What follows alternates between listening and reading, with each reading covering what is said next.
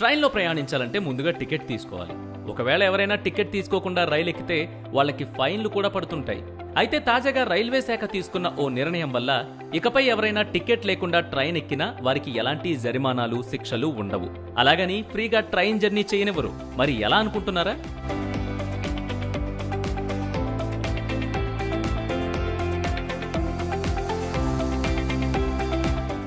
సాధారణంగా train TC దగ్గర ఓ swiping machine ఉంటుంది.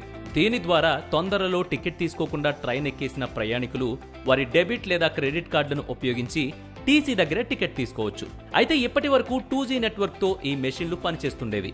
నెట్వర్క్ కనెక్ట్ అవ్వకపోవడం, ఇంటర్నెట్ స్లోగా ఉండడం వంటి సమస్యలతో ఈ మెషిన్ పనిచేసేది కాదు. అయితే తాజాగా రైల్వే శాఖ పాత 2G నెట్వర్క్ని 4Gతో అనుసంధానం చేస్తుంది.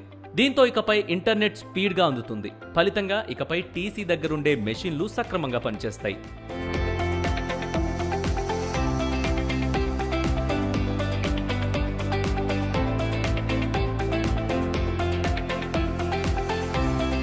అంటే రైలు వెళ్లిపోతుందన్న తొందరలో టికెట్ తీసుకోకుండా ఎక్కేసినా ఇకపై భయపడకుండా టీసీ దగ్గర టికెట్ తీసుకోవచ్చన్నమాట.